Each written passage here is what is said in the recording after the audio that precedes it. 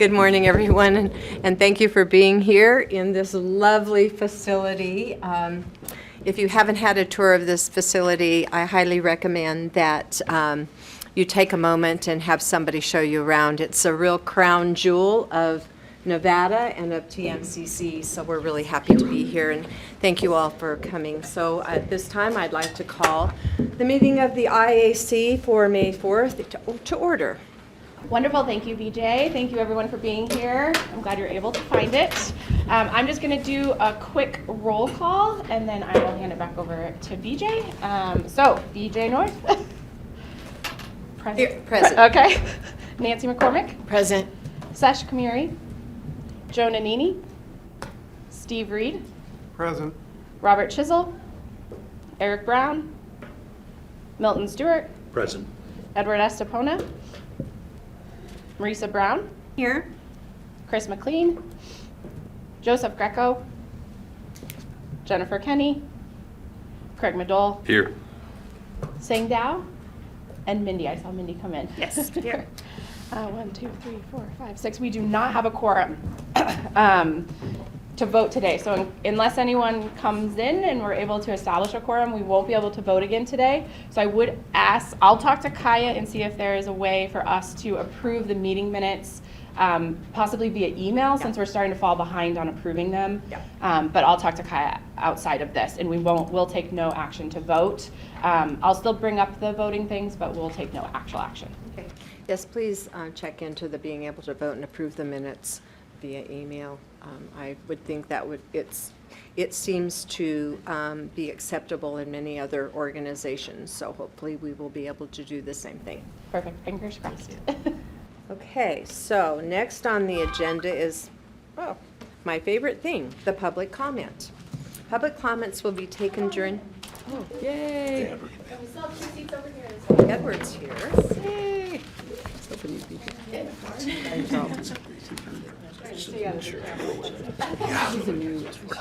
you.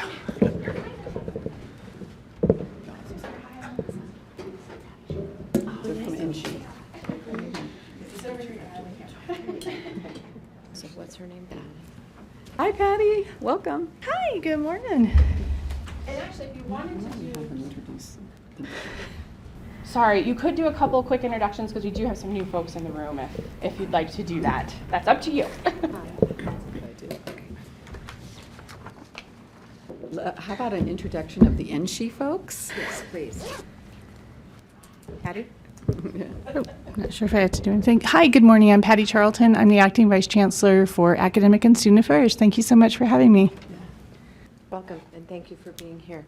And good morning, everyone. Natalie Brown, Assistant Vice Chancellor for Workforce Development and Community Colleges. Thank you both for being here. Thanks. Thank you for being here this morning. And Edward, thank you for being here. Glad to see you. Thank you for having me, and sorry I was late. That's all right. We'll forgive you a little bit. Okay. Do we have a quorum yet? No. Okay, so we're going to move on. If we get a quorum later, we will then take action on the items needing action. Okay, we're ready now for the public comment. Public comments will be taken during the agenda item. No action may be taken on a matter raised under this item until the matter is included on an agenda as an item of which action may be taken. Comments will be limited to 2 minutes per person. Persons making comments will be asked to begin by stating their name for the record and to spell their last name. The council chair may elect to allow additional public comment on a specific agenda item when that agenda item is being considered. Is there anyone from the public that would like to make a comment this morning before we start our meeting? I see no public comment. Okay, then we will move forward.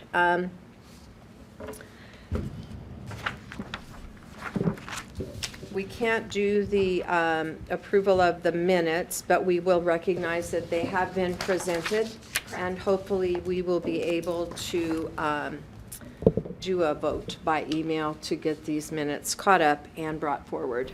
Perfect. And I will send an email to everyone afterwards once I have that information. And also, I hope that everybody will read the minutes because we go through a lot of work to get them get them presented, and it's important for you to make sure that we haven't missed something or there needs to be a change. So please read the minutes.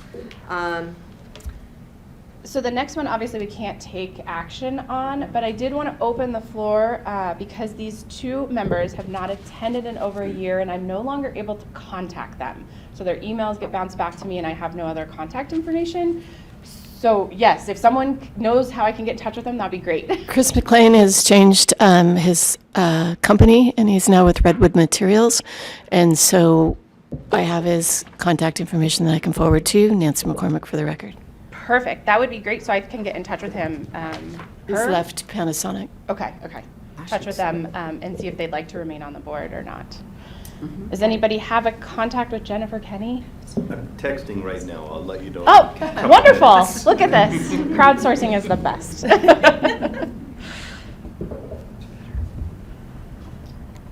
All right, perfect. Thank you. Please let us know after you have that contact if they're still wanting to be members of the IAC. Absolutely. Thank you. Okay, now for something we always are looking forward to. Drum roll, please. President Hilgerson, give us an update. Thank you, But not BJ. limited to the Right, that's AACC right. conference Yeah, update. so thank you, Chair BJ. So can everyone hear me okay? Okay, good. I would like to start with a legislative update today. There's so much going on as things wrap up. So if all goes as predicted, tomorrow, May 5th, is the close of the NSHE operating budget. And so we're hopeful that the Governor Lombardo's budget will prevail. There were some questions that maybe Patty could fill us in on over the weekend related to the capacity request that I know everyone in this room is aware of, because I know you've helped us with restoring those dollars specific to workforce training and education. So I'm not quite sure where that stands yet. Approximately 2 weeks from tomorrow, and I should say, May the 4th be with you. Yes, I should pause and say that. That is when the PAYS bill will be hopefully completed, and that's the bill that wraps up COLAs for the entire state of Nevada. And I know I've mentioned this complicated issue to you before, but I think it deserves another mention today, because we really do need your advocacy on this one particular talking point. This is huge. Yesterday I received a spreadsheet which shows that if we get the 14% COLA funding over a 2-year period, meaning 10% July 1, 4% on top of the 10% the following July 1, second year of the biennium, that is a 14% COLA. When I arrived in Nevada in June of 2016, the COLA funding was 80%, which is how all state agents are treated. So NSHE received 80% of the actual COLA cost, okay? And Milt's aware of that too, right? 2 years later, for some reason, and there's a lot of speculation why, and that's not necessary to delve into, but that amount was reduced to approximately 64%. Another way of looking at it is a third of the COLA was unfunded and left to colleges to fund. On top of the self-support people we fund, thankfully TMCC has fewer than 40 employees that fall in that bucket, because those COLAs the college has to fully fund, okay? When we, in the past, since I've been here, COLAs are 2% or nothing, or 3% or nothing, right? And you think, okay, 3%, I can come up with the 1%. When you're talking a 14% COLA and TMCC has to come up with a third, the price tag of that is close to a couple of $1 million, which basically erases the money that we're receiving for restoration. It's gone. So what that means, if the COLA prevails at 14%, and frankly, I hope it does. I think our employees need that COLA. We need that 14%. Okay? We've got folks who have been suffering as a result of accelerated inflation. They're getting paid, they're trying to live in Reno on $55,000 a year, and it's really, really hard. Okay? And we've got a lot of employees who are earning less than that full time. So we need the COLA. There's no question we need the COLA. However, we need that funded at the 80%. I've been asking legislators to fully fund it, but to be truthful, all state agents are in this boat where, you've got to come up with your 20%, and we can do that. Even coming up with the 20% is $1 million price tag on I think it's something like $993,000 to be specific on that COLA. So I think it's imperative that if you can make a phone call, if you play poker with one of our state legislators, if you can write a short letter on that one topic, the talking point is please fund NSHE COLAs at 80%, or TMCC is going to have to possibly have a hiring freeze. We're still not over the first hiring freeze. We've got certain pockets in the college that are working really, really long hours, and they're working hard because we haven't replaced positions that should be sitting next to them, okay? Or, and this is a big possibility, we're going to have to ask the Board of Regents to raise tuition significantly. I'm not talking a 1%. When you do the math, we're talking a 10 to 15% tuition increase for students in the state of Nevada, right? Or we're going to have to lay people off. I think TMCC will avoid that because, through shared governance, the college has been very careful to maintain reserves. We don't want to lay off people at TMCC, right? We really don't, and we have a good, robust reserve. But some NSHE institutions may have to lay people off. I heard this yesterday in a meeting with presidents.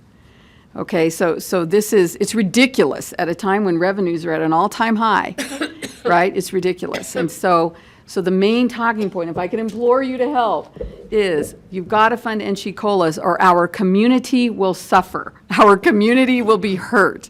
This is a big deal.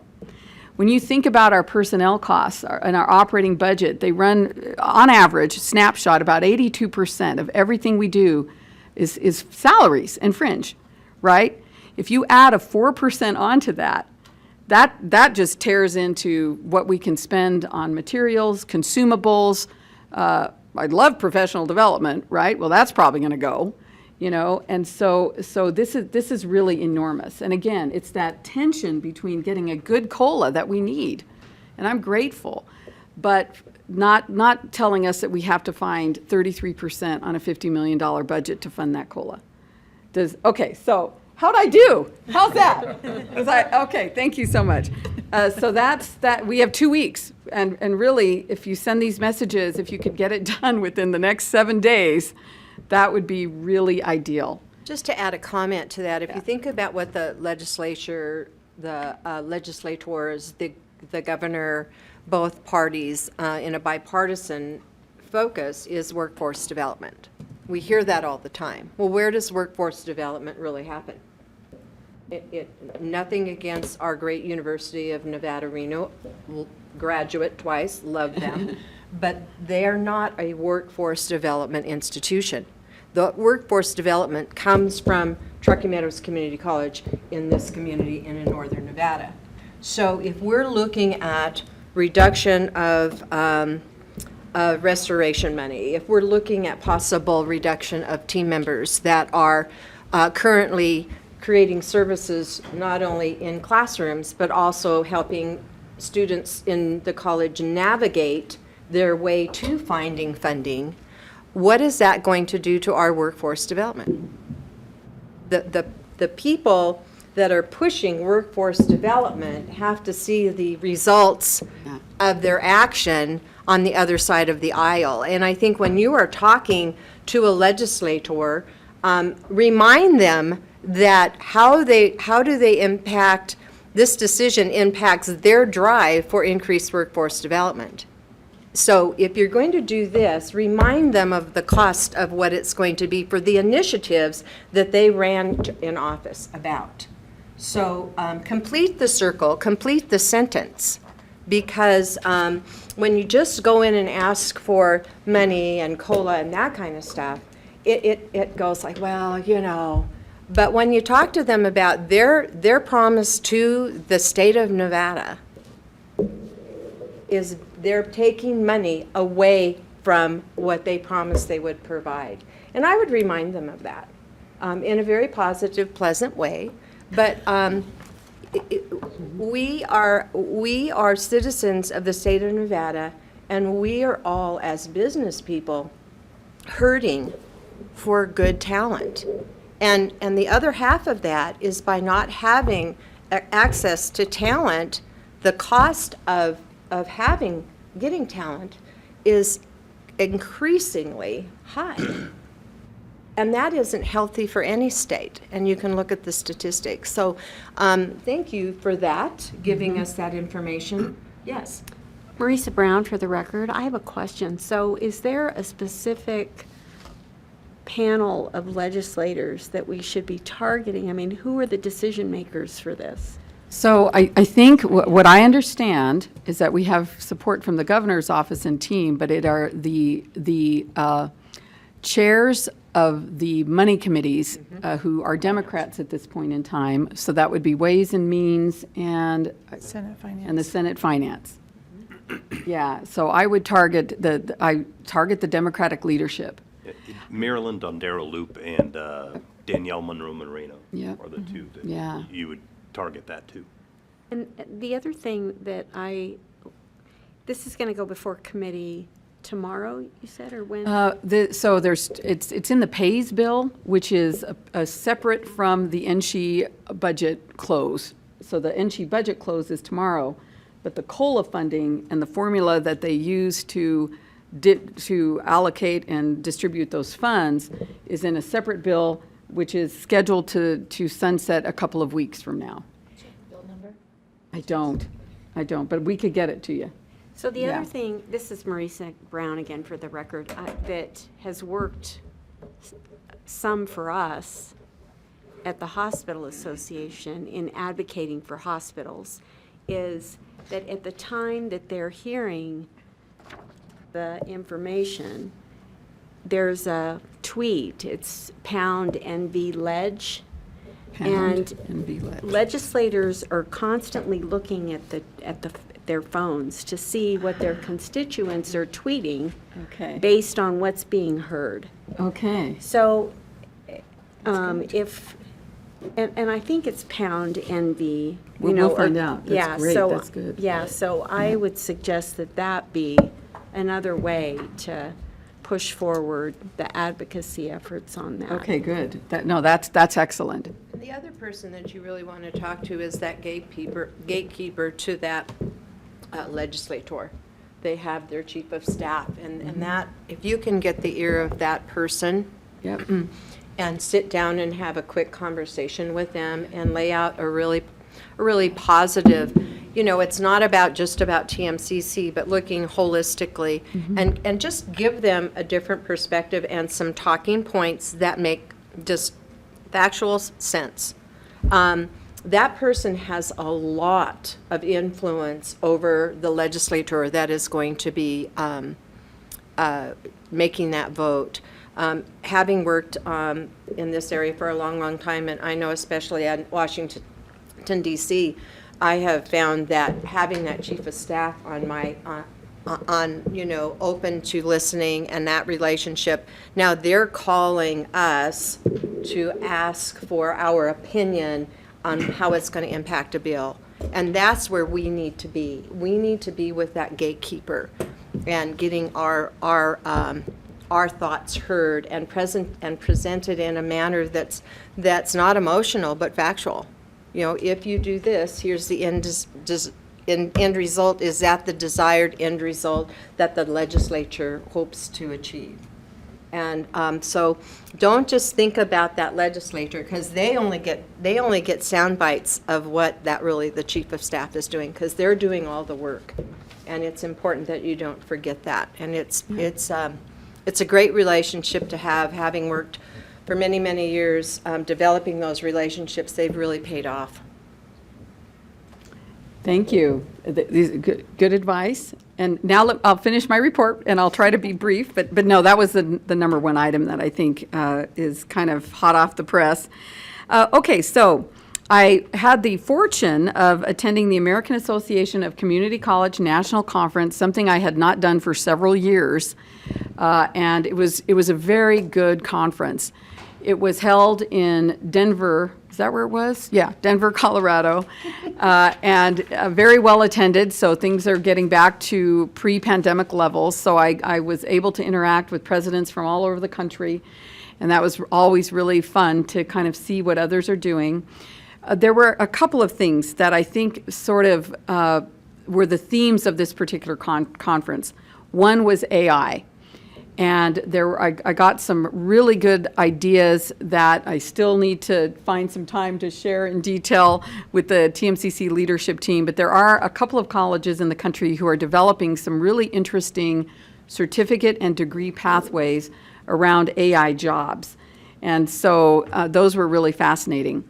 Along with that, I attended an excellent workshop on how to develop a futures thinking mindset among all of your employees, as opposed to the feeling that there's innovation among employee groups, but there's a select few among each group who are thinking about and imagining a future world and how that affects TMCC. So for example, we know we have some amazing faculty innovators. They're doing some great things that are so cutting edge. I think our L team has a couple of real innovators. I like to think of myself as always trying to be futuristic thinking. And then we've got innovators among classified staff who are always thinking, and of course, innovators among our administrative faculty.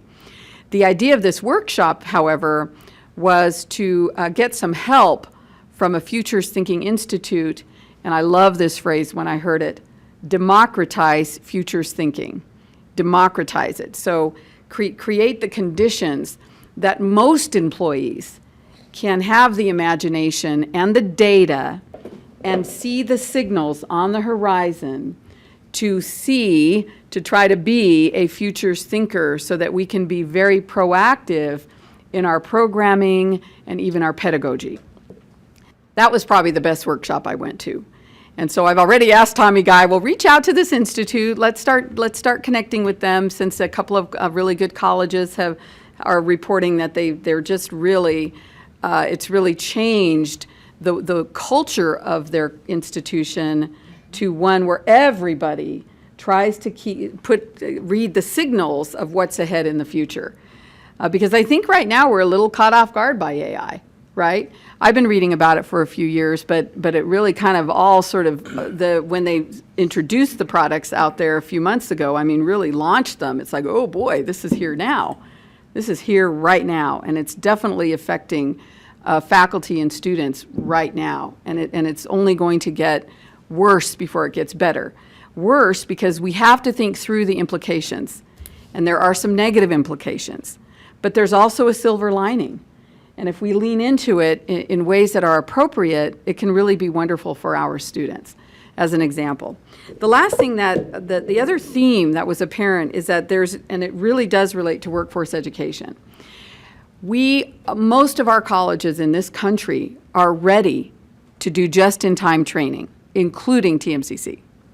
We've got every program that you can almost imagine, except for some more work on AI, but we do have a data science degree, right, which AI is a part of that, which is terrific, right? So we were proactive thanks to Ann Flesher and her team of faculty, right? So kudos, Ann, if you're out there somewhere. But when it comes to getting people in programs that we currently have, and I think the best example, construction trades. There's such a shortage of plumbers and electricians and HVAC folks. The issue is not that we don't provide the training. Not only do we provide the training, we've got some amazing equipment thanks to the state of Nevada, right? And some other private funders. Thanks to EDON for helping us get some of that amazing equipment. We've even got the faculty ready to go in these areas.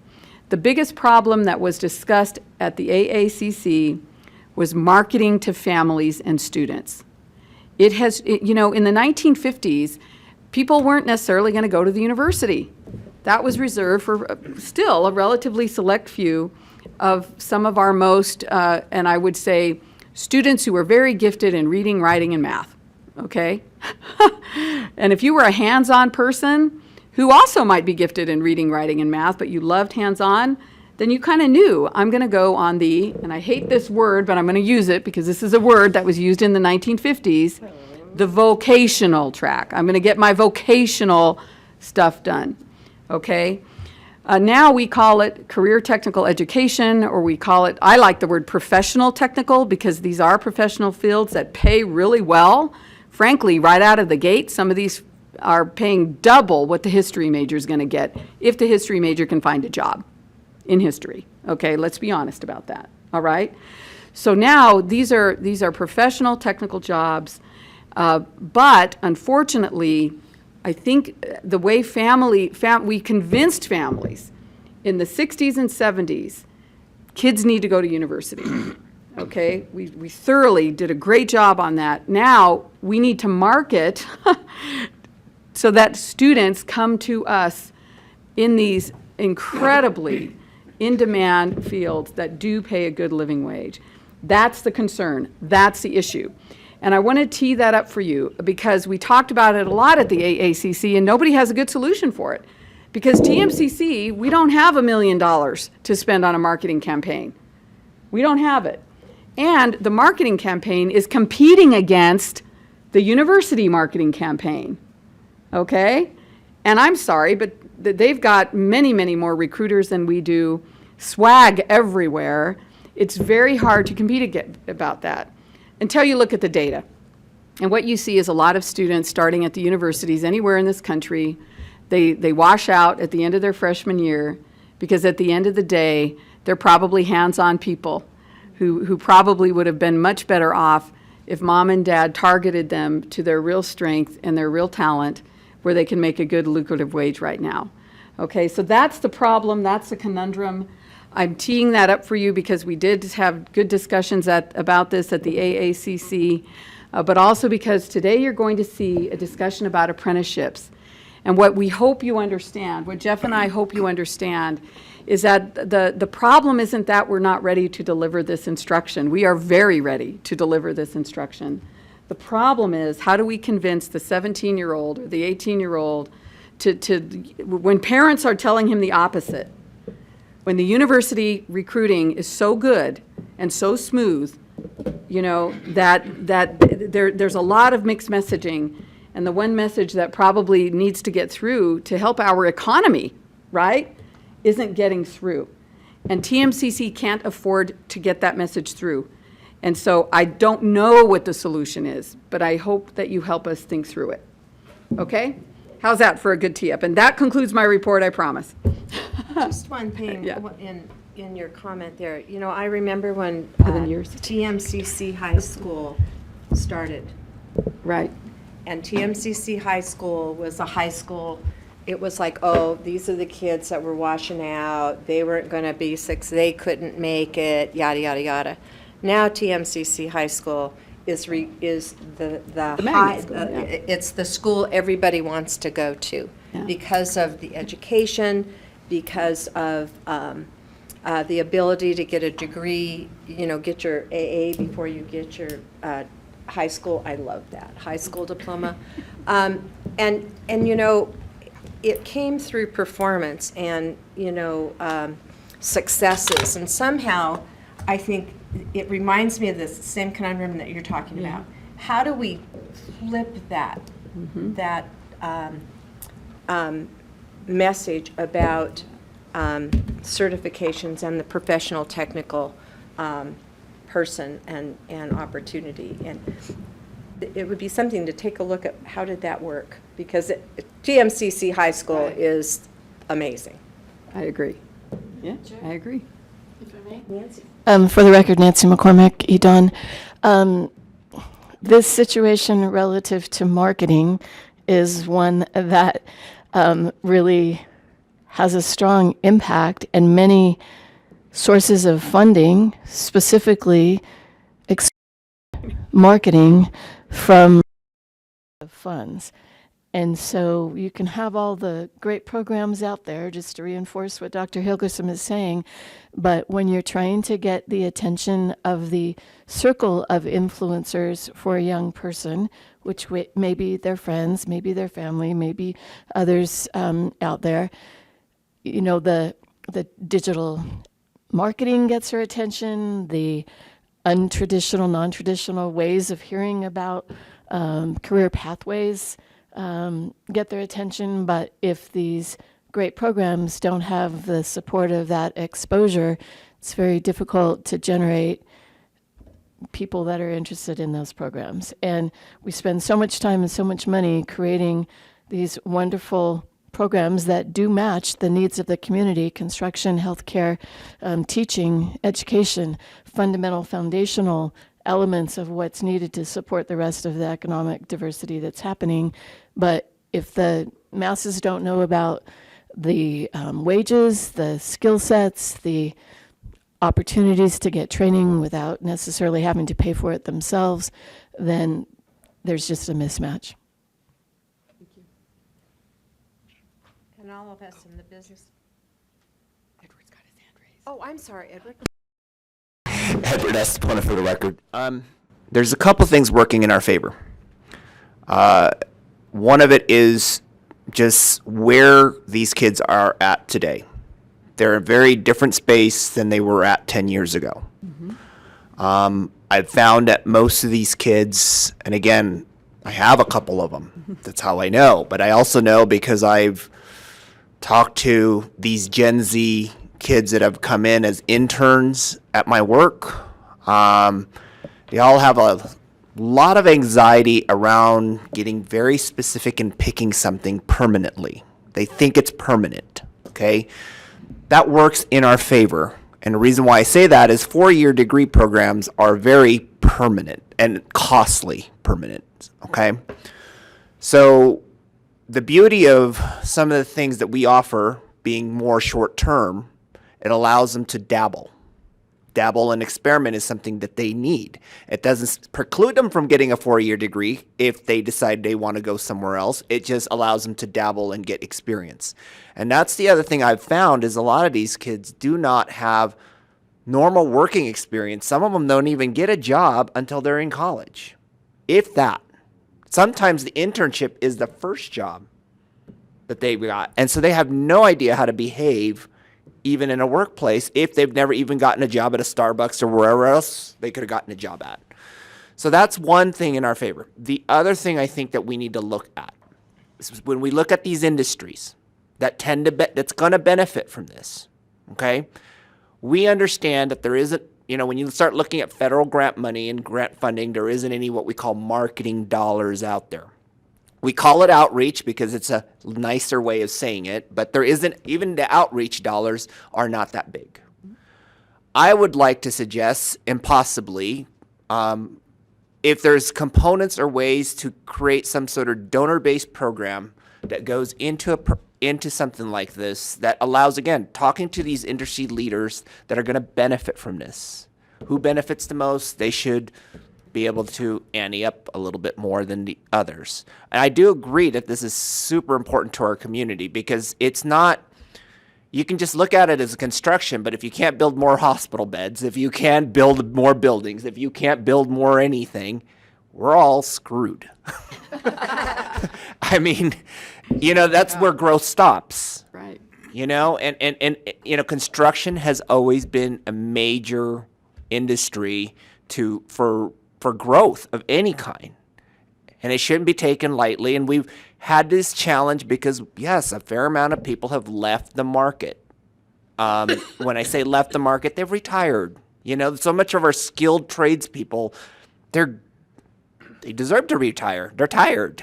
I don't blame them. But the problem is we did create that false narrative that you need a 4-year degree to get a great job, to get a great paying job. And even my kid now started for the first time. He's 23, and he's been 4-year. Now he's like going, well, maybe I need to look at trades. I'm like, maybe you should.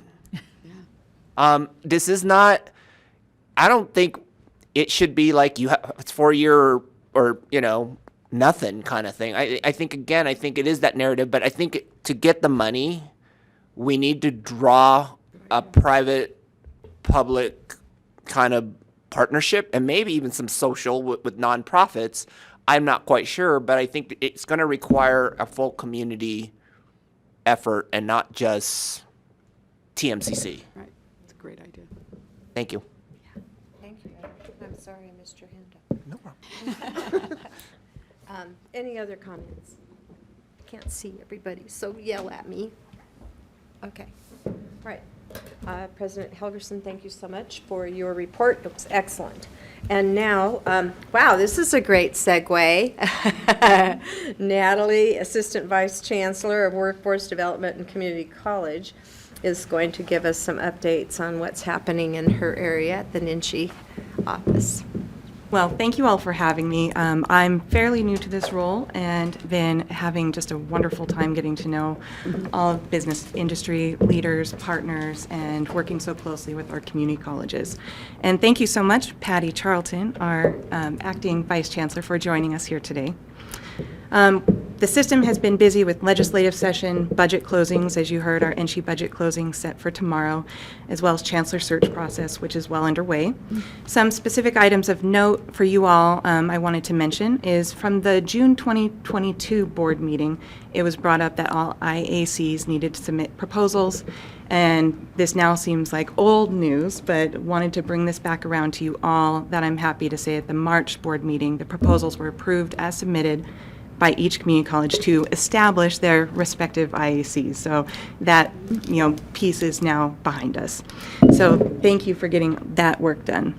In working closely with GOED, we'll soon see the applications for the E-127 Wind Fund application for NSHE Workforce Economic Development Capacity Projects due on May 19th. Now, as President Helgerson had mentioned, the closing of this budget item was deferred, but we are moving forward in anticipation of getting this wrapped up shortly.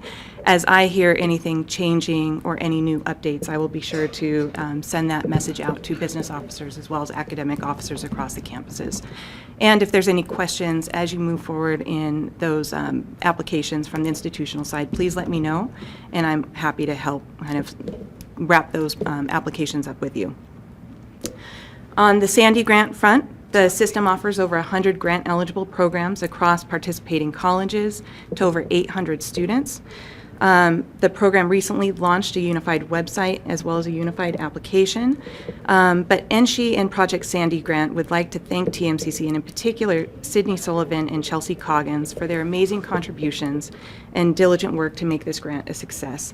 So not only at TMCC, but they are often brought in to help spearhead development of policies, procedures, and forms that all of our other colleges participating in the Sandy grant process are now utilizing. So thank you so much, TMCC and Sydney and Chelsea. Next up, the Workforce Incentive Grant, the WIG grant. Last month, $750,000 was awarded to students in eligible programs, with a total of $5 million to be awarded over this next coming fall and spring semesters. And as a reminder, the WIG program is designed to support students that do not meet eligibility requirements for the Millennium Scholarship or Nevada Promise by virtue of not being recent high school graduates, and are also ineligible for the Silver State Opportunity Grant Program due to credit load requirements.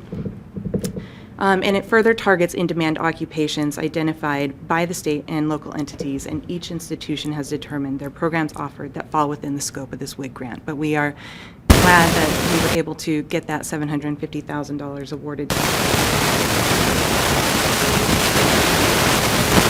One more update, the MGM College Opportunity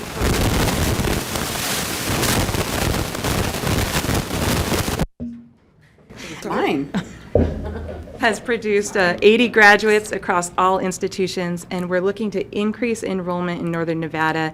And any ideas from TMCC or business industry professionals, please let us know how we may be able to increase enrollment. Any of that support is always appreciated. And we are working on some other potential agreements that outside of MGM, but with some other gaming groups that I think will really highlight some of the programs in Northern Nevada. So on the lookout for that. Thank you. Thank you. Any questions for Assistant Vice Chancellor Brown? Thank you very much, and thanks for being here today. Sure, thanks for having me. Faculty Senate, Amy Cavanaugh, I think Dr. Cavanaugh is on, there she is, okay. Good morning. Thank you all for allowing me to attend over Zoom, and you're welcome for not sharing my notes with you. So the Faculty Senate has been busy since February. We passed new critical thinking, general education learning outcomes, and the new information literacy JELO rubric. We passed a resolution in support of the collective bargaining bill, which is at the legislature. I presented that resolution to the Chancellor, the Board of Regents, and the legislature. We approved changes to the faculty staff complaint form to clarify that the supervisor of the faculty member will investigate the complaint. We passed the mediation selection procedure. So now we actually have one of those in place, which is good because it's required by board code, and we didn't have one before. The salary advancement policy, which was proposed by the PAIDS committee, has been referred to the Salary Budget Benefits Committee for further study, and they are working on a survey, I believe, to get feedback from faculty across the college on what they feel would be most important in a salary advancement policy. The 2026-2027 academic calendar was approved. A policy regarding online class access was approved, and that will be coming to the Planning Council on Monday, I believe, for our first read. We passed a resolution to allow for digital tenure binders, so we can start phasing out the big giant piles of paper and use a more sustainable approach. Travel funding was awarded to 10 faculty. Senate did not have enough to fully fund it, but then the administration provided the additional funding so that the request could be fully funded, which we greatly appreciate.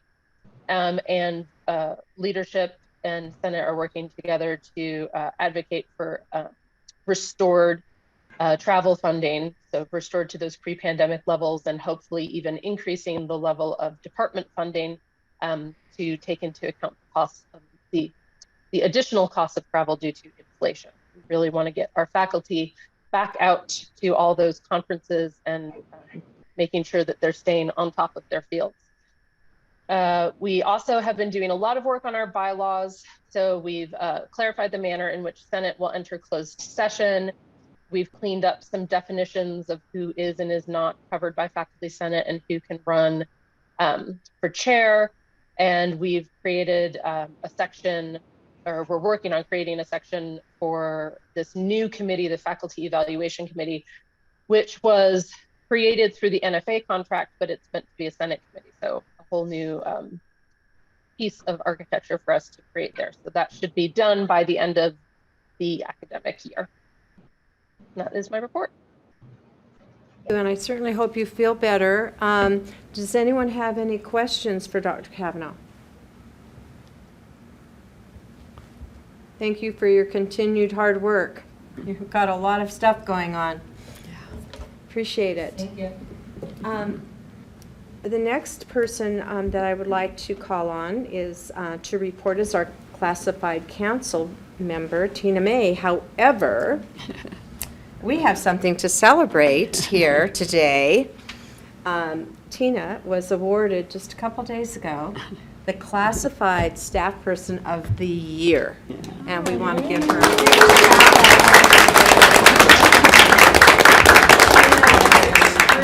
extremely hard, dedicated to her team members, to the college, and to the students. And Tina, we can't thank you enough, and certainly a well-deserved award. And thank you so much. Appreciate it. Thank you. That was on my list of things on there, and I felt kind of awkward about that. Let's help you out there. All right. You can't let anything slip by.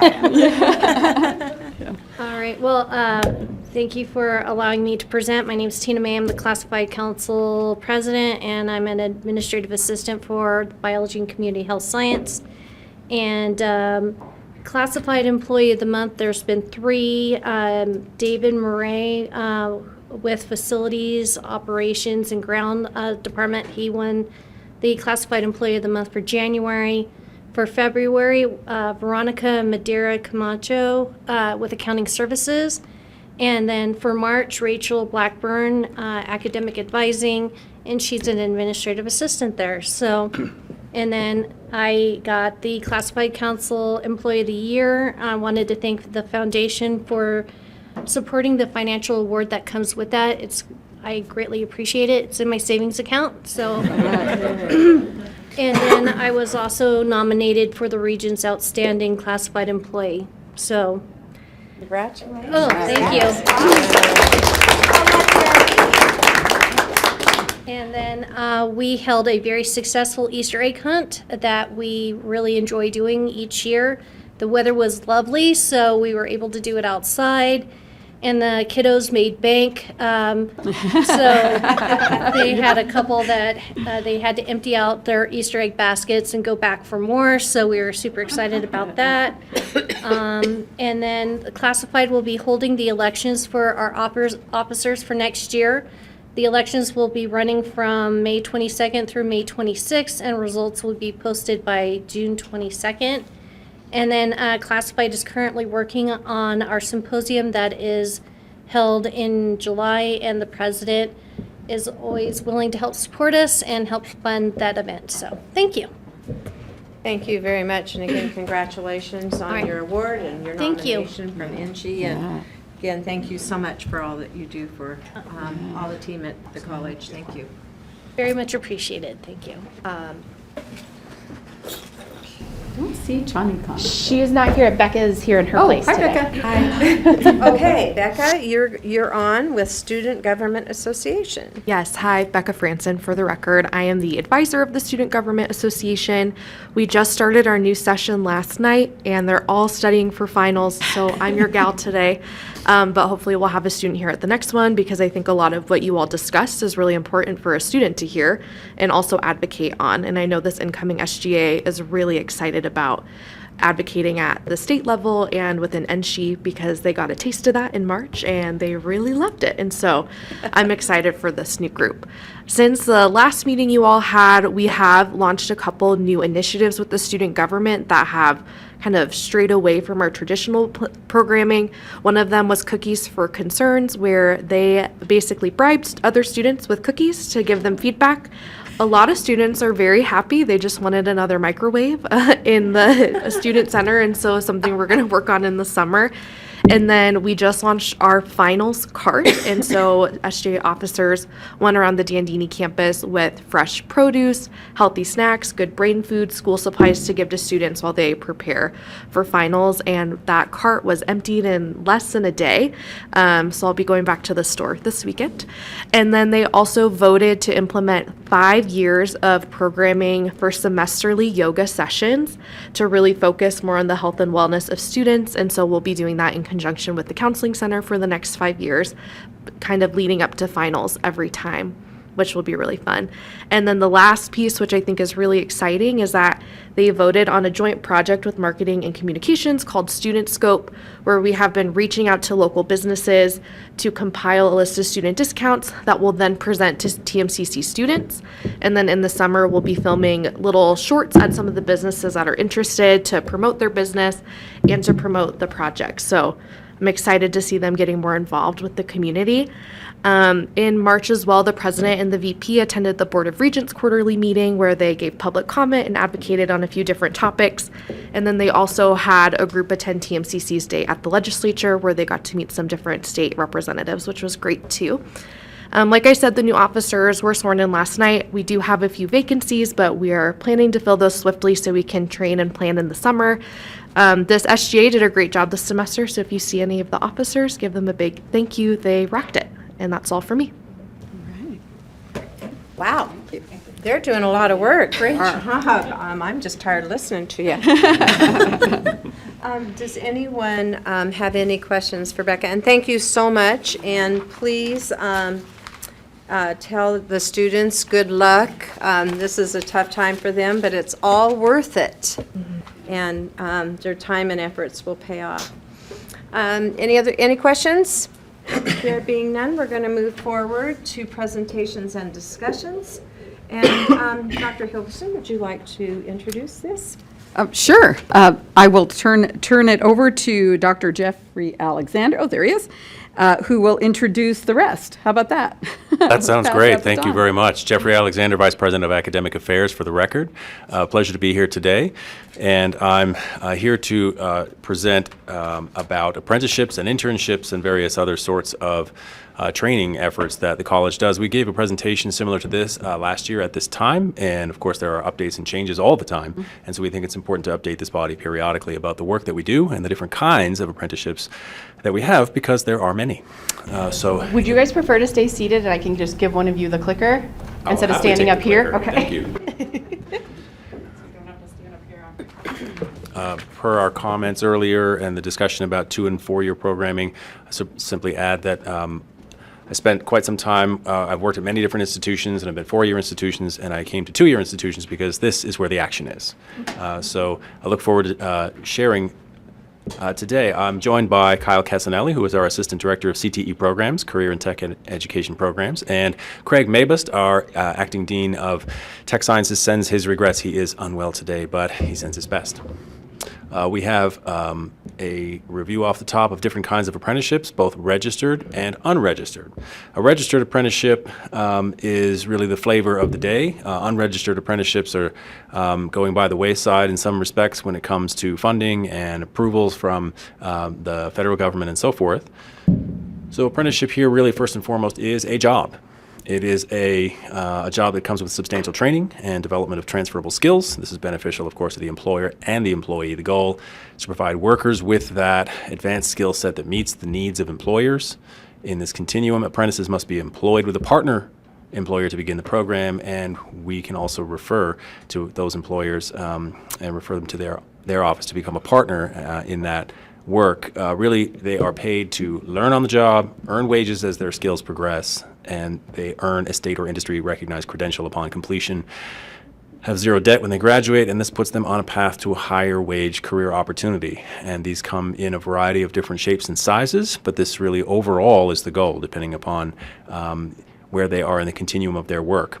IRAP apprenticeships, these industry recognized apprenticeship program apprenticeships come in the form of a paid job or on-the-job training. There could be related instruction or mentorship involved, and there should be mentorship involved per federal regulations, and credentials are generated as a result. And so this is the pathway that apprentices can expect to encounter and that employers can expect to take advantage of, particularly when it comes to incumbent worker training, which is sometimes the phrase that is used today. Registered apprenticeships are state and federally recognized and regulated. Participants must be 18 or older. They are 1 to 5 years in duration. They're structured on-the-job learning, mentorship, as I mentioned. They have related technical instruction, which we do a great deal of, and they have progressive pay increases. And this is important because the WIOA statute calls not only for the completion and receipt of an industry recognized credential, but they call specifically for the kind of training that either enables employment or enables advancement in employment. And these criteria are really important because they are the ones that we rely upon when we talk to employers and when they are participants on our many advisory boards. Because when we hear from them that this is what we need in the form of training to get people in the door and employed with our firm or advance in their skill set so that they can continue to progress and we can evolve as an employer, those are the keys of the WIOA statute that we feel enables us to respond to those and then bring programs forward that don't simply result in an immediate receipt of an industry recognized credential, because in some cases the advance is so sudden and so rapid that there is no 20th century body, if you will, that will bless that learning and provide that industry recognized credential. The evolution of that field may be very rapid. Some of our non-union industry apprenticeships are in advanced manufacturing. As you may know, we work with Panasonic and Tesla and other firms around the region. These are entry-level and upskilling. In many cases, we've worked with some partners, particularly Panasonic, who are trying to recruit and train at the same time and bring people in the door and prepare them for that work. And at the same time, they are bringing us groups of employees whom they have identified as having particular gaps in their skill sets. And the phrase gap sometimes lands poorly with employees, so they want to be careful to, provide the nuance and make it clear that this is a training opportunity, this advances them in their employment and sometimes in their skill sets and their opportunities for advancement with the firm. And so these are the advanced manufacturing approaches that we have, and we have a good tight-knit group, a small group of faculty members who can deliver training in this arena, but this is a particular challenge, as the President mentioned, when we have positions that are vacant around the institution, and we have limits on the funding that we can very often fairly provide in the form of compensation for those instructors. It is a challenge in some cases to deliver because we cannot staff at the scale we need in order to deliver as much programming training as we could. So when we talk about advanced manufacturing apprenticeships, we have a variety with, of course, with Tesla, with Pena Maintenance, Hamilton, H&T, Vistaprint, and so forth. These unregistered programs total around 490 over the last year apprentices, and that's a very good number. These come in at really any time. We've, of course, worked together with some of our funding partners and our grant partners to provide that instruction and to provide, in some cases, very often, lately, we're very fortunate to provide for registration fees as well, and this helps employers, of course, very much.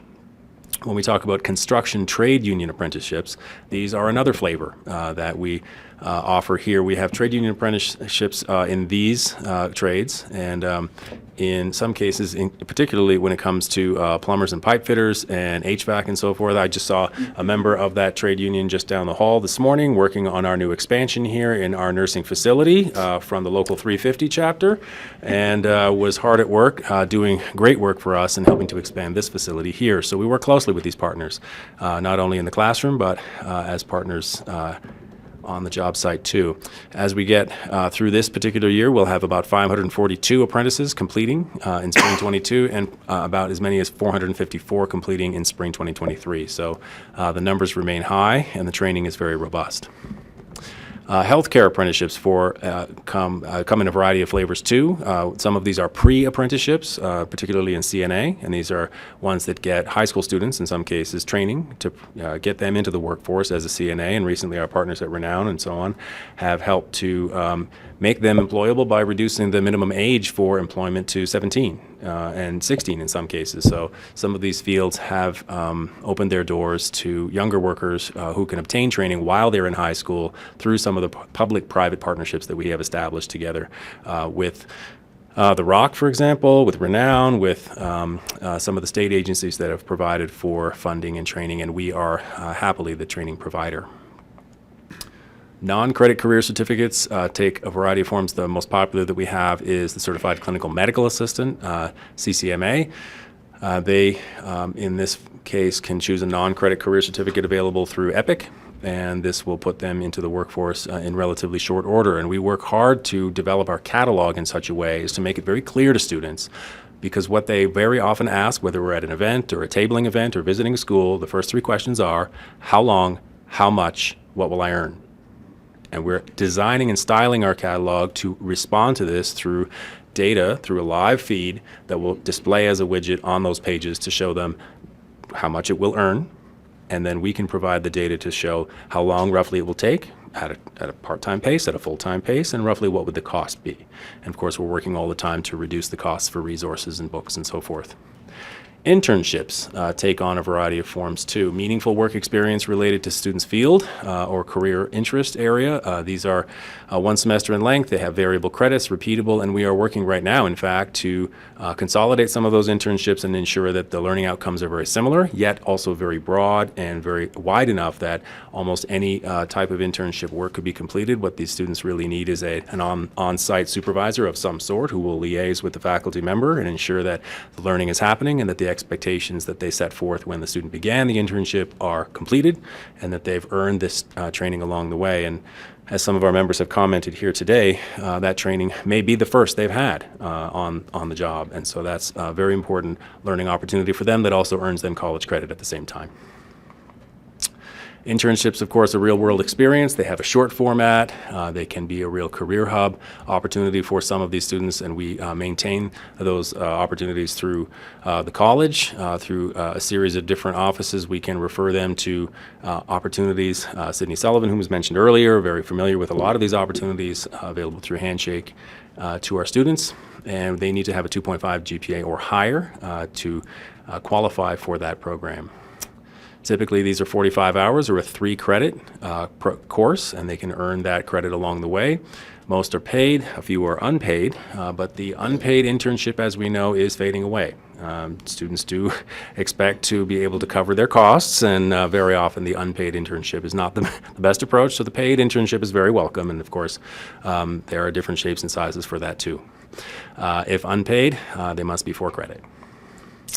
The typical programs here down this list, many of these are very popular and they come with a variety of durations, but generally at 45 contact hours for the semester, students can expect to get a good amount of training and opportunity at these locations.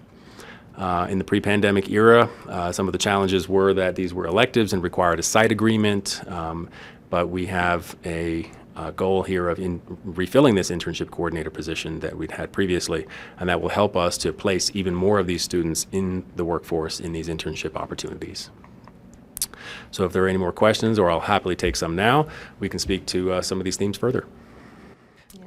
For the record, Nancy McCormick with EDONA. I just want to shout out for the START program, which just had a cohort of students that graduated from that program. And in that program, the students are being paid by Tesla, and they're not actually working at the same time, but they're receiving pay just like a regular employee would receive. And I think the beauty of this, going back to the comment about instructors, is that a Tesla employee is doing the training for this program, and so this really provides the exact expertise that's needed for these students to continue their employment. And I had also heard, I was unable to attend the graduation, but that there were a fair amount of female students in this cohort, growing every time that they've done this program. So this is, like, from my perspective, the ideal partnership between the community college, between an employer with skin in the game from the employer, paying these wages, providing these employees with benefits, and then hiring them upon graduations, or continuing their employment upon graduation. So great program. Congratulations on that partnership, and hope to be able to support it moving forward. Thank you, Vice President McCormick. Milton Stewart for the record. So a segue, thank you. So Nevada Works has some incumbent worker training available, existing worker training available that certainly would align with what we're talking about here. And we also have WIOA funding for WIOA, an apprenticeship is the gold standard, right? Because to your point, they're learning and earning at the same time, come out without any debt.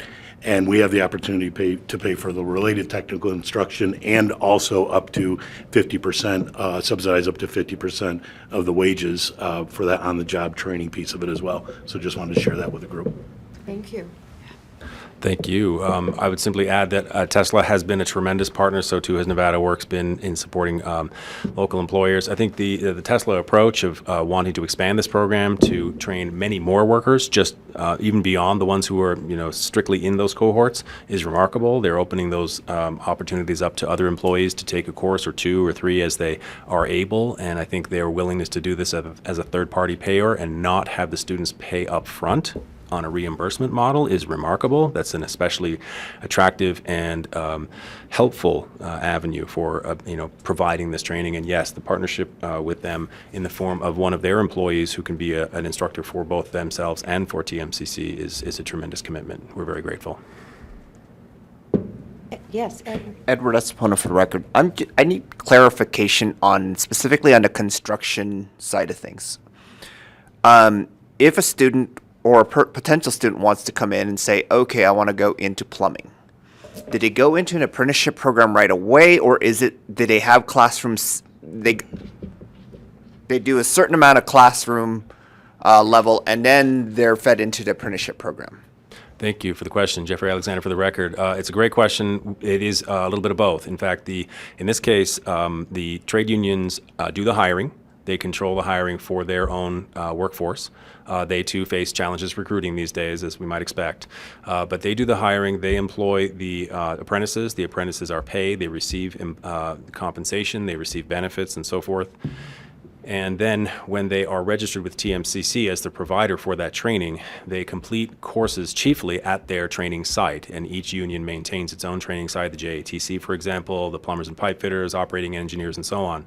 Each maintain their site, and we embed many of our gen ed learning outcomes in their courses. So they are able to earn their math credit or their science credit appropriately through that trade and the practice and the learning of that trade on site.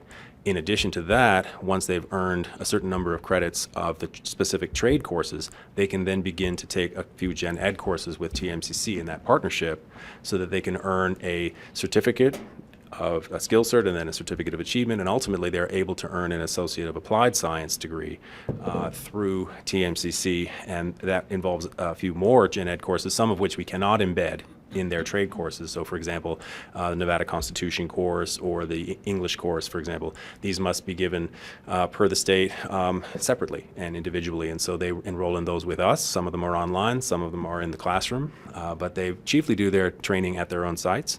And that enables us to free them up to provide that instruction and those gen ed outcomes in the context of their learning for their trade. But we can also expect that when they're taking gen ed courses with us, we will issue progress reports to their instructor, and their instructors will respond if there's any difficulty, and we can communicate that back to the trade union offices so we have that communication together. Thank you.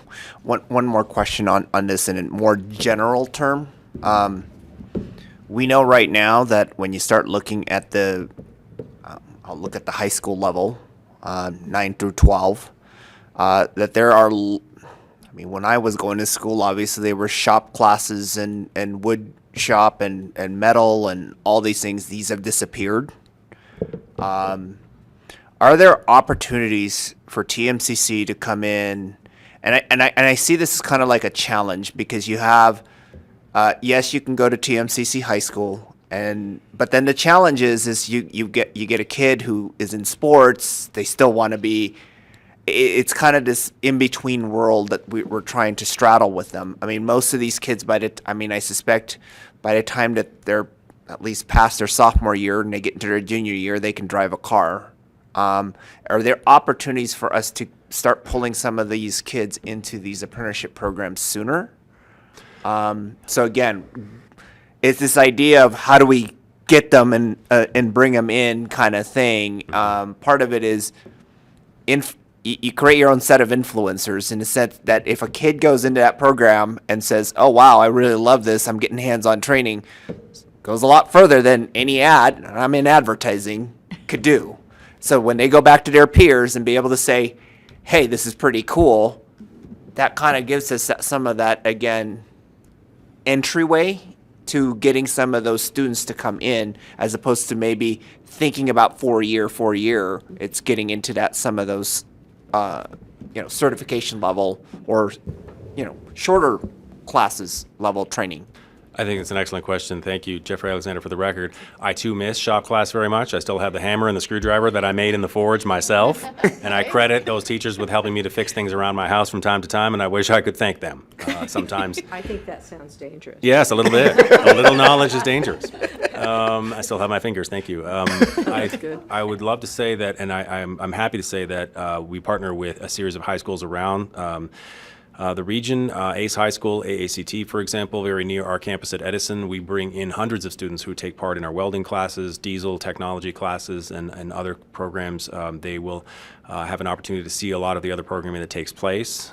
For the apprenticeships proper, they must be 18 plus, but that's where we're trying to build that bridge to TMCC because, as some may know, in Washoe County, they've changed recently to a 2-year model, and it's that CTE training. Here, I'll happily turn it over to Kyle Castanelli, who is the whiz here and has spent time as a CTE counselor with Washoe County high schools. Before we do Kaka, just one second. Craig, you had something. Most of these apprenticeship programs are actually managed by a Taft-Hartley trust fund, and I sit on the majority of the trust funds that were displayed there. And to Jeff's point, yes, you have to be 18, you have to have a high school diploma or a GED. But what we are actively trying to do is create an internship, for a lack of a better term, where there can be 30 to 60 working days of that summer between the junior and senior year for those kids, so they could go work in the field and then hopefully, enroll in or apply for and then be selected for these apprenticeship programs. That would be excellent. That's great, thanks. But if one of your kids wants to get in one, let me know. I'm going to send a boy your way.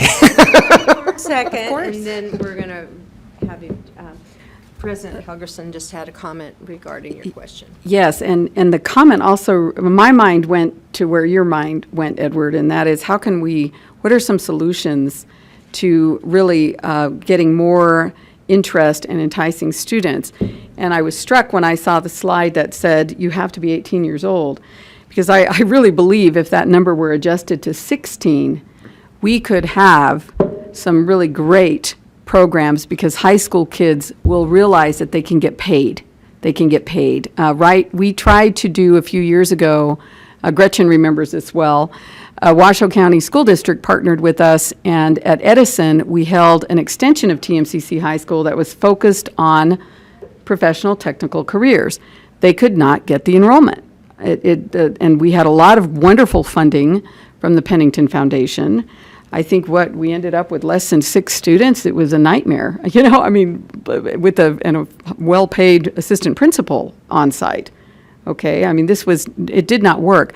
I think what kids need is they really do need incentive.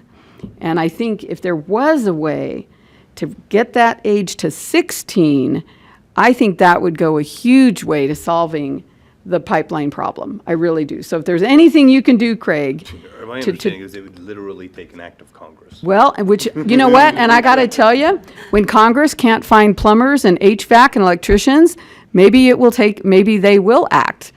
I'm willing to go to my contacts at the federal level to help get that started, because we've got to do something, folks. The shortages that I hear about in some of these occupations, it is dire, and it's going to be much, much worse in about 10 years. So just something to consider, because to me, that would be the best solution. To say to a high school 16-year-old, if you join this apprenticeship program through TMCC in this field, we're going to pay you $15 an hour while you're sitting in class. Is this a federal? Yeah, I think it is federal. Most of these programs exist under federal law. In fact, every apprenticeship program in the state has to it's approved by the State Apprenticeship Council, but it's all the U.S. Department of Labor's policies are the ones that you're complying with. Okay. So I think it would take an amendment to, I believe it's the Taft-Hartley Act that would require the You can do it. federal government, Congress, and the president to take action. And I think it makes sense. I don't know. I'm seeing the marketplace already making some shifts. I saw something crazy the other day when I read that McDonald's was getting fines. A couple of McDonald's franchisees who owned like 60 plus franchisees, 10-year-olds were working at McDonald's. Wow. 10-year-olds. So we've gotten to the point those guys can't find people. So and the average age now is 14, where before they wouldn't take them till they're around 16. So they're decreasing their age, and we have to look at things. And I don't know, maybe it's time to talk to our national representatives at this point to address this challenge. Again, if we can get kids to get interested in these career paths sooner, then we're able to at least give them a flavor. And I'll tell you what, these kids, again, based on what I know where they stand, they just want a flavor and a tasting of everything. Mm-hmm. We just put for the first time historically in 30 years, an internship that was labeled general internship. And we had ridiculous sums of applicants, and I've never seen that. And I've realized what it was. This was the term general. I wasn't being specific that they had to be a graphic designer or a social media person or a writer, that it was general, that this thought was that they were going to learn something broader and then figure out what they want. So, I don't know. I think there is something to this, and did you have? That's it. Okay. That's the one thing, just a thought, and I just want to throw it out there. We do great things getting students interested in robotics. We have these contests, we have, you know, it's on the news, robotics is a real sexy thing right now. Well, I don't know, but maybe we could make auto mechanics a sexy thing if you have neat cars or, you know, some other kind of building. So do the same kind of model, just with a different kind of flavor, or apprentice type of a professional technical, you know, computers, you know, things like that. It's just an idea, but it might be something to really look at a model that works. How can we make it, you know, to entice? Because I know my grandchildren that are 6 and 8 are in robotics, and they love it. So, you know, and they did it in school. So anyway, okay, Kyle, we are so ready for you, and thank you. Just give you a little time to breathe and do your yoga for your presentation. Thank you. So again, I'm Kyle Casanelli. I'm an assistant director of CTE programs at TMCC, which is a new position for the college as of last November. So I'm about 6 months in. This position's about 6 months in. But again, kind of speaking to that future thinking at TMCC, the position was put in place to address some of this, that messaging that goes to any type of prospective student. So we're talking a lot about that high school age student right now, but we also want to hit every person in the community who may benefit from this type of training and workforce-specific learning that can take place at the community college level. So I'm really spanning all of our prospective students, and of course, looking at that non-traditional student. So I loved celebrating all those females last week at the Tesla celebration, because that was a great demonstration of some of the evolution that's taking place in this space. But I think that age barrier in the apprenticeship programs, that is a huge thing. So Dr. Alexander mentioned I was a former high school counselor from Washoe County School District. I did that for about 10 years. I was really fortunate because in that role I worked only with career and technical education students. So the school I was at was unique in that sense, but all of my students had some sense of what they wanted to do, and it was that dabbling that benefited them. Some of them, all they learned from it is, I don't want to do that, but how beneficial, right? And so students who sign up for a medical program and then see a needle and then they freak out. Or I even had a student drop from a welding program at the first sign of fire. So this dabbling is very important. And so I appreciate TMCC for bringing this position on, because one of my goals is to work on messaging to all of these different pockets of prospective students and to overcome some of the challenges when it comes to funding associated with that. We're getting creative with some Perkins funding that came about, and the timing of my position coming on left us with a little pocket of Perkins funding. So we're taking advantage of that and trying to use it towards some more directed messaging for all of these populations. But I think that connection to our local high schools, that's something I've had the blessing from TMCC to work very closely with their district leadership, and I'm fortunate that I have a lot of connections there already given my past world. But we spend a lot of time talking about how do we get the high school level students taking these classes now. And so where we can eliminate some of that age barrier is by looking at concurrent enrollment in this arena. So we do a lot of talk about dual credit overall, and so a lot of times people think specifically, okay, the general education, English, social studies course, those that anyone who's going to that 4-year college might benefit from, because that messaging is so overwhelming and that's still what parents think is best. But we have a really unique opportunity at TMCC to say to a student, you're interested in manufacturing, let's try to empower your school to start working at TMCC level curriculum, or at least create a class that can get your students from your high school to our program so they don't miss a beat and they can finish, get certified, and get out and get to work. One thing that always shocks me is how often it feels like people have no idea these things exist. And after, I appreciate what you said. We don't like that word vocational, but it's amazing. It's still around when that's been the theme of CTE since they changed the name to CTE, is we don't want to call it vocational education anymore, but that still seeps in. So another part of my role is to keep chipping away at that stigma and keep a 2-year program or a certification on a list of options options for any type of student, and convincing families of that is a huge part of it. So through the work I'm able to do with Washoe County School District, that then also can seep out to other individual schools that maybe aren't a part of our local school district. We just want to keep those conversations, that collaboration going, really looking at things at an individual level to say, okay, what are you specializing in at your high school, and how can we work together to ensure your students have that clear pathway to finish something, and also that they feel celebrated and welcome, and just as that their accomplishments matter just as much as their peer who might be going to a four-year university with some other type of scholarship, recognizing their merits or talents. So I don't think there will ever be a finish line in that kind of work. Obviously, it's the same thing, trying to switch that message. But again, my position is really specific to that, and I'm really grateful for the opportunity, especially from my past world, of knowing that these are the connections that need to happen. And I'm also representing Amber Burrows, who is the Associate Director of Workforce Development at TMCC, another new role that was created just to work in this space. So she's working a lot with employers. She's spending a lot of time having individual conversations, again, about what are the industry needs. And so we're working together from that full pipeline, from prospective students from the high school age all the way up through that workforce level. Thank you, Kyle. Great That's team. awesome, and thank you and welcome, and Thank you. great work.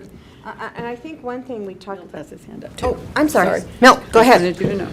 Yeah, Milt Stewart for the record. So with regards to the 18 age, what, if any, I know that there's pre-apprenticeship as well. Can you speak to that, which would help with that age limitation? Yes, I can. Thank you. Jeffrey Alexander for the record. Pre-apprenticeships are available to some of our students who are in younger sets. We have the largest number are chiefly in our healthcare areas. The pre-apprenticeships that will enable them to both have that training on the job site and also carry on working medical assisting, for example, some in the CNA categories, some of our related allied health fields. These are the areas where federal funding has been made available, or we have the opportunity to apply those dollars to these pre-apprenticeships while students are still in high school. These are the areas that have flourished really under that kind of funding model. We don't have a pre-apprenticeship model as readily for the various other occupations, some of these in advanced manufacturing and so forth. However, we do have a partnership with EDON, and EDON shared that they are possibly going to do a fundraiser and raise some funds to enable ACE high school students to take advantage of some of those opportunities and work with us not only as the partner, but also to put them into occupational internship opportunities that would pay. And so that's a way to find those funds and those monies to get those students the pre-apprenticeship training. It's sort of like a combination of an internship, but one that leads, as we know, the Department of Labor stats show very clearly that 8 or 9 out of 10 students who start in a particular kind of internship wind up employed in that field at some point. It's really valuable. So Kyle, I would mention that Nevada Works has a Good Jobs Northern Nevada grant, and that we're standing it up in 4 sectors: manufacturing, logistics, technology, and healthcare. And so those conversations that are being had with employers, we are having as well, so maybe we can create some synergy there. Absolutely, and I've met with Nancy Rowe as just a quick introduction on that, but any collaboration we can do in that area, of course.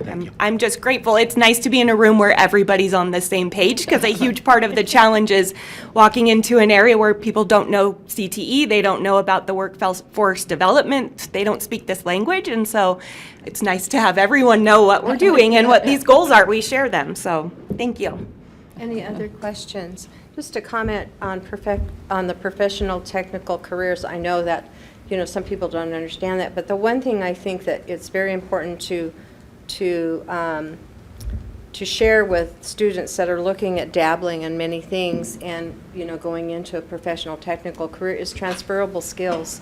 They're learning transferable skills, so they're not going to be stuck. Right. And I know in my business, when we bring someone in, we train them in all aspects of the world that they live in. And those are transferable skills, and they can go anywhere. Yeah. And I think with young students, I think they see themselves kind of pigeonholed, and today's students don't want to be pigeonholed. They want to have the opportunity to grow and fantasize and do whatever they want to do in a big scope of work. So transferable skills are something I look for in a team member, and we create that whole culture. So that might be something to really emphasize in the discussion with these kids. Well, and on that note, and I'll end with this, and it's Kyle Casanelli again. If you aren't familiar with CTSOs, they're career and technical student organizations and their national programs. Skills USA was one that just a few weeks ago had a big state competition. We had a bunch of local winners. We have some TMCC winners as well. One of the messages that they've come out with on a shirt that they were selling, and it stuck with me. It said, collect skills, not things. And I feel like that speaks to this, and that speaks to that group of kids. So I've kind of had that just in the back of my mind since I saw it. That's the goal. That's what we want to convince them of, is this is valuable. And I'm going, why didn't I think of that? So, but if you leave with that, that just is a good reminder of what we need to focus on. Thank you. Thank you. Any other comments or questions for? I just want to say thank you. Oh, yeah, you can. I just want to say thank you to Kyle and to Amber. I think they are a fantastic team. I feel very fortunate that you're both here. Thank you. And thank you, Jeff, for a wonderful presentation. He's doing a wonderful job leading this stuff. So I really appreciate that too. Thanks. Okay, we are in great hands in this area, and thank you guys so much for all your work and continuing to move forward and get the message out, because it's really important. Before we go into our next session, I wanted to go back to Dr. Hilgerson. You had a comment. We are in the Redfield Health Science Center, and if you do have time on your way out, walk around and check out the construction. This is our $5 million expansion, thanks to the executive director of our foundation, Gretchen Sawyer, who really pulled the fundraising together very, very quickly. It's a mix of private funding, Pennington funding, and a federal appropriation of $2 million that we secured, and we're so grateful. The good news is, the last I checked, and maybe Gretchen has an update, the project was coming in under budget by approximately $1 million, which allows us, yay, cha-ching, cha-ching, which allows us and again. What kind of supplies did you get? I'm worried. Well, I tell you, we definitely have an excellent connection with an excellent architect in town who I think has done a very good job on cost estimation. And the construction's been going well. It's on schedule. It will be, 12 new offices for nursing, a couple of new classrooms, a renovated nursing lab. It's going very, very well. My understanding is we will spend those funds, but we will do it on equipment for those programs that are being affected by this incredible project. So, but you can see the evidence of it as you walk around, and it's pretty cool. Cool beans. Do you want to add anything to that, Gretchen? Did I miss anything? Done this summer. Done this summer. Yeah, nice. Yeah, in good time. Yeah. Well, health is very important to all of us, Right. and we are constantly in need of good health providers, and Right. TMCC has a reputation for providing some of the best that we have in our community, and so we're grateful for that. And I just want to give a big round of applause for Gretchen. Yeah. She's very quiet. She doesn't do much, but She doesn't toot her own such a horn. fabulous job. And coming in $1 million under budget, I'm impressed with that. Yeah. I see these budgets all the time. And sorry, to jump in really quick, Manuela is scheduled to do a tour with anybody who would like to see the building afterwards. So she's kind of standing near to wait for when we break, and then she'll take anybody who'd like all around. And she knows everything, so. And I highly recommend that if you haven't seen this beautiful campus, Yeah. please take the time if you can, or come back and reschedule, because it is a gem to our community. Really quick, what our time is right now on the next agenda is just to have you share some of the things. And I know, I think it was Edward last meeting asked about the apprenticeship program. I think we talked about that. And so that drove us to this presentation today. And I felt it was one that was very valuable, just my own opinion. And also, I just want to thank President Hilgerson and the team for sending out the updates for the legislation and the different types of bills that are impacting the college. Those were very helpful. I was able to bring them forward in some different conversations that I was having on other topics. So thank you for that. They were very timely and very helpful.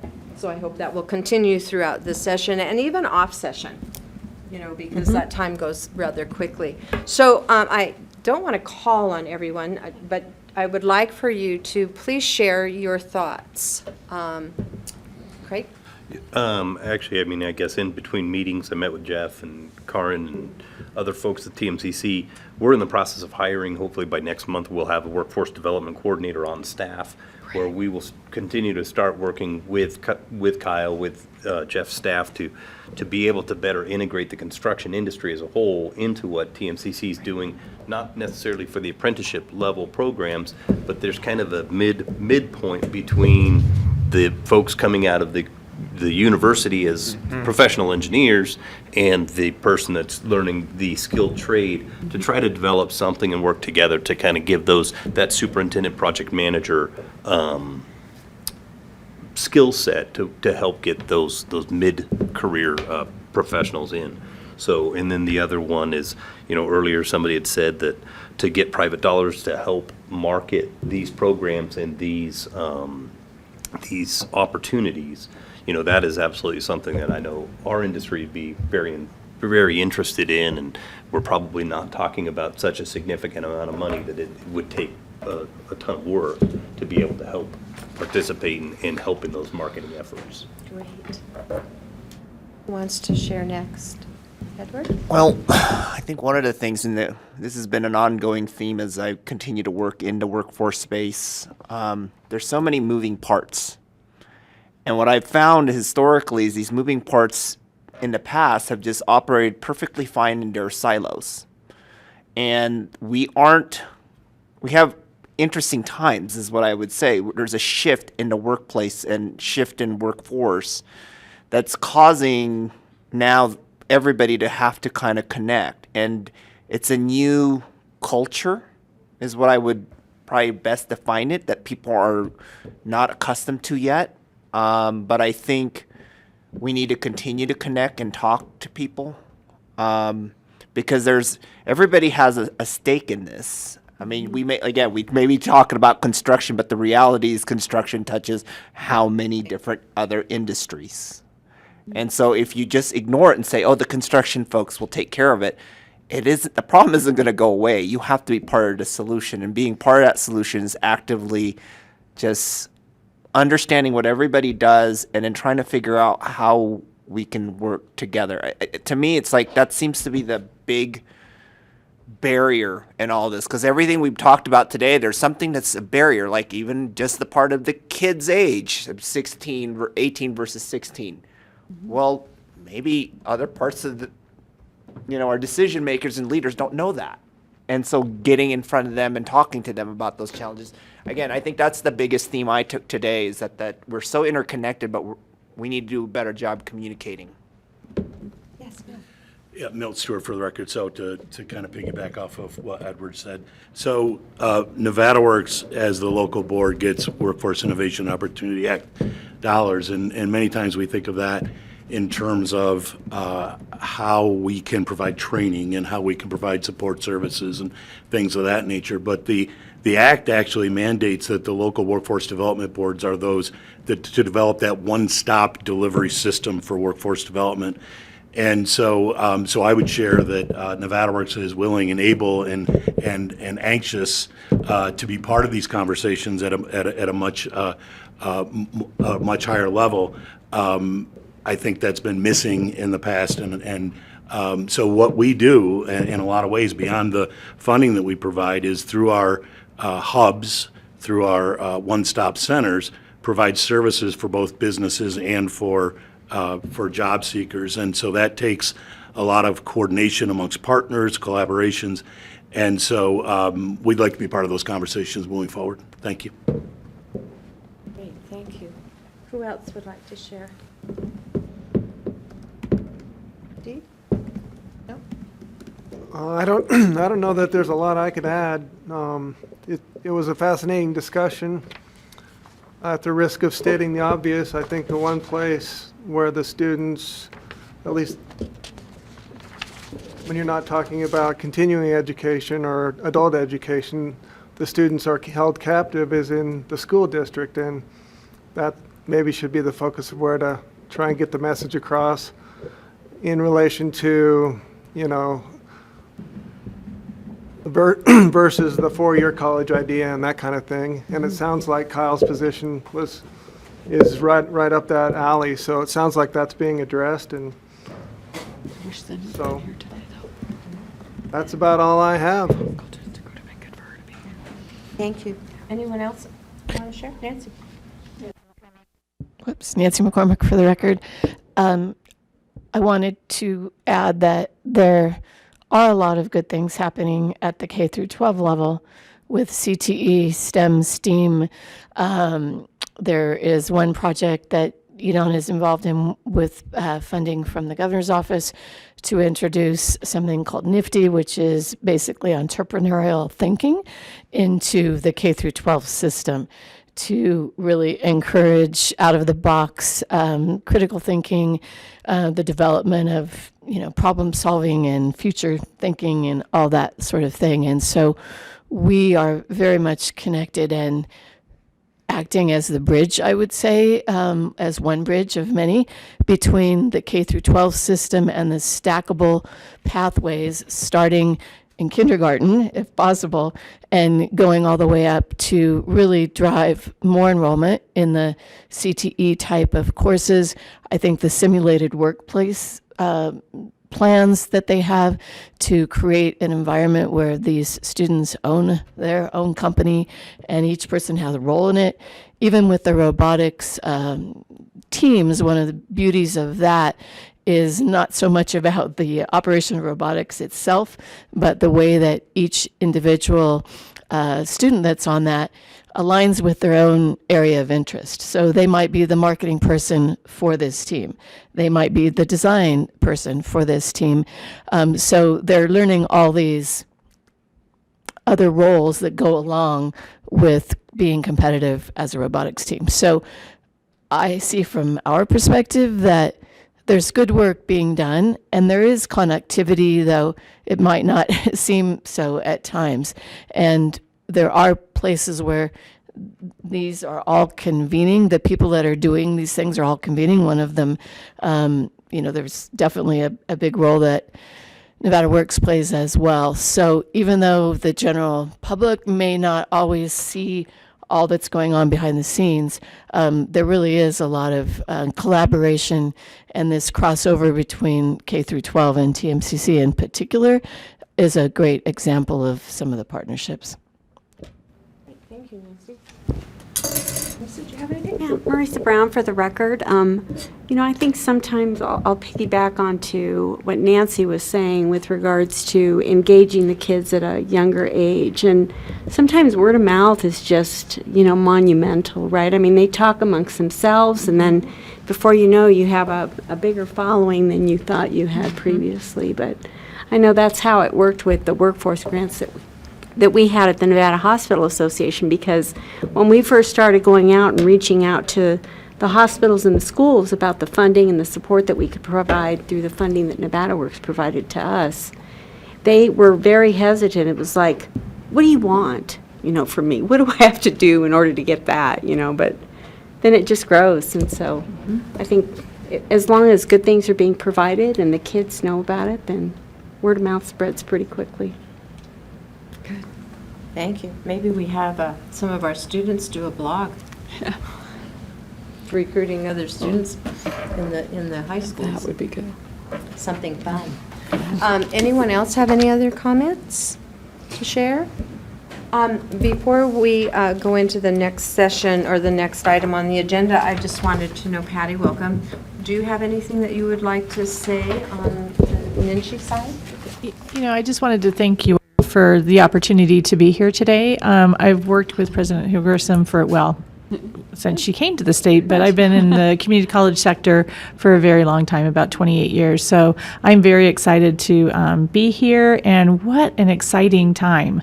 Listening to the apprenticeship presentation, and I'm sorry, your energy is unbelievable. Great. We need to copy her and get her everywhere throughout the state, I think. And so, a lot of what we're doing right now is really watching very closely what happens at the legislature. And so, as Natalie also had mentioned, those WIN applications are due in just a couple of weeks. And this is where the governor or the legislature is placing that very, very critical capacity funding. I was actually within the system when that capacity funding started years and years ago. And that has been such a backbone of growing our workforce abilities to meet the needs of our community. This is a tough time for community colleges nationally and in our state as well. And so thank you for all the work that you do and for all the support that you give this wonderful, wonderful college. So thank you so much.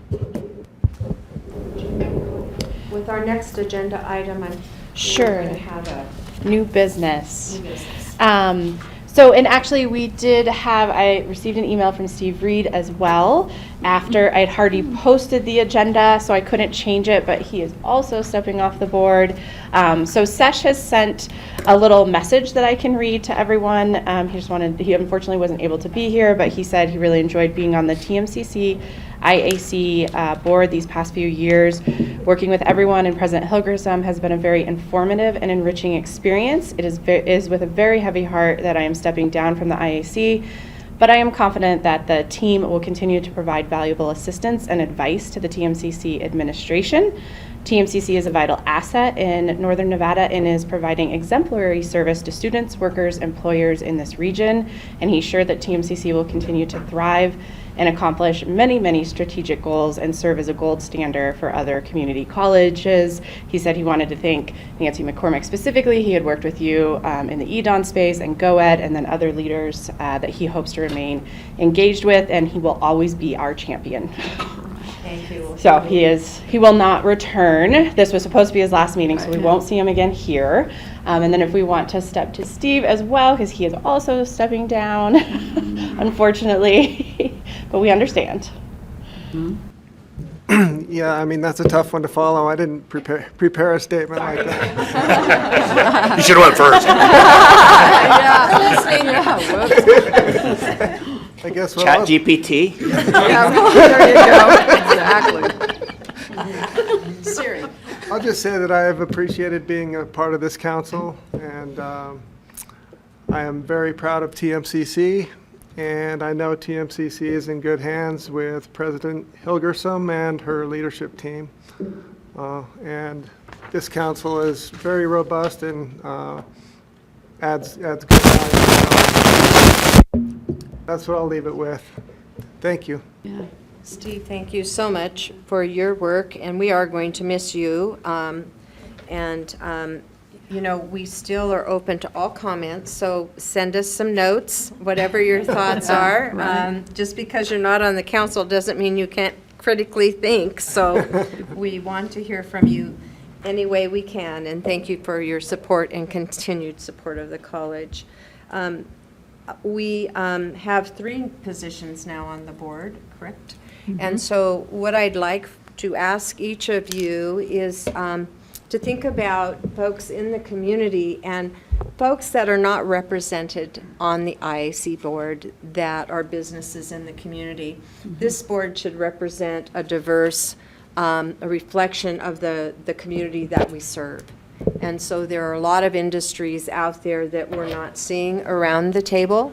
And so it would be nice if you know others in different areas of business and industry that you feel would be a very good fit to help promote and to help move TMCC forward, which moves our community forward, which makes Northern Nevada a fabulous place to live, and we want to continue that. We just got another award. EDON just got another award, just saying, about Northern Nevada. So we have a lot at stake, and we have the opportunity to continue to make this a great place and a great college. So please send your recommendations and your possible new member names to President Hilgersom and with their contact information, and then we will give you a call back and have further discussion about who they are and why you feel they would be a great fit. Yeah. So we really need your help on that, so thank you very much. Any other questions, comments? Just really quick, Jennifer is no longer at the Grand Sierra Resorts, so it doesn't appear that they've filled that position yet. Okay, yeah, do you happen to have a contact for her beyond Grand Sierra now? Because that's the only email address I have. Yeah, I was just emailing a. Okay. Okay, if Guys I anyone know is there. able to get in touch with her, let me know. I'm happy to reach out to her directly. I just don't have any other information. Yeah. Okay, great. I just want to make a comment. Thank you so much for a great presentation today. Yeah. Super. It's great to have you, Kyle, on board. And Amanda, is that the other person? Amber. Amber. Well, we're looking forward to meeting her as well. Great job, Gretchen. Awesome, awesome, awesome. And again, thank you to President Hilgersom for her leadership and to the team here at Community College. And also a great congratulations again to Tina for all of her work. Yeah, yeah. You know, the wind beneath the wings right over there. So Yeah, thank you so yeah, much. that's right. Thanks everyone for coming today. Great discussion. If you have other things that you think need to be put on the agenda for next meeting, please don't hesitate. This is your meeting. We need your input. You're out in the communities. You're seeing what's going on and what's positive and what needs to have a little boost of improvement. So don't hesitate to contact us. Nancy had something. Nancy McCormick, for the record, not sure if this should be in public comment, but wanted to just share for those of you that may not know that the CEO, Mike Kazimierski of EDON, is going to be leaving effective the end of July. The search for a replacement is a national search via a professional recruiter who also helped us backfill for Stan Thomas, who recently left the team. So they already have a large slate of candidates that they have found that are in the process of interviewing. Thank you to board members and to those that are major investors of EDON that are part of this selection process. So just want to provide assurance to everyone that they will find the best person possible. It's very, very big shoes to fill, but you know, he's done a lot in his 12 years or so for the community, and we will absolutely miss him, but we know that we will be able to get a new CEO that continues the work that EDON is doing. So just an update on that, and the decision should be made probably within the next 30 days. They have already reduced the large number of applicants down to a smaller number and should be moving forward on that soon. Thanks, Nancy. Dr. Hillerson. Okay, well, a couple of things. First of all, I should have done this in the beginning, but sitting directly behind me, I wish I had eyes in the back of my head, is Devin Reese. He is our new assistant in the Office of the President. So he assists Melissa, and he is doing a wonderful job. So introductions, everyone. I don't think you've met Devin before, at least maybe you did. The other thing that I realized, again, I wish I had eyes in the back of my head. I think Dr. Io Akinola deserves a shout out because yes, Gretchen raised the money. Kudos to that. But Io and his team are the ones that are really responsible for this project in this building. That they have a project task list that is absolutely incredible. Io updates me every month. They are so spot on, and they know who to hire and who to connect with. And that is, I think, the primary reason why this construction project is not only on time, but we're going to have some extra money to spend on some really cool equipment for the programs in this building. So kudos and congratulations to Dr. Io and his team. He doesn't get enough credit. And then I wanted to close by saying thank you to Steve. You really have been so wonderful on this IAC, and I really have appreciated some of the one-on-one time that we've had, and I hope that can continue. And I hope you can come up with a good name for logistics, because logistics is a very great program at this campus, and the advice from industry makes it stronger. And so, but thank you for your service on this important council. We really appreciate the work that you've done. Thank you. Okay, I'm done. Promise. Okay, and so now we need to go back to public comment, and I need to find it. Okay. Next item on the agenda is public comments. Public comments will be taken during this agenda item. No action may be taken on a matter raised under this item until the matter is included on an agenda as an item on which action may be taken. That's a strange sentence. Comments will be limited to 2 minutes per person. Persons making comment will be asked to begin by stating their name for the record and to spell their last name. The council chair may elect to allow additional public comment on a specific agenda item when that agenda item is being considered. Is there anyone that would like to make a public comment before we adjourn the meeting? I see none. There being none, we need to have a motion to adjourn. So moved. Second? Edward Espona for record, second. All those in favor? Aye. Aye. Any opposed? There being none, have a wonderful day, a wonderful week, a wonderful several months, and congratulations to all of the students that are graduating. Yeah, May 12th. Yeah, woo-hoo.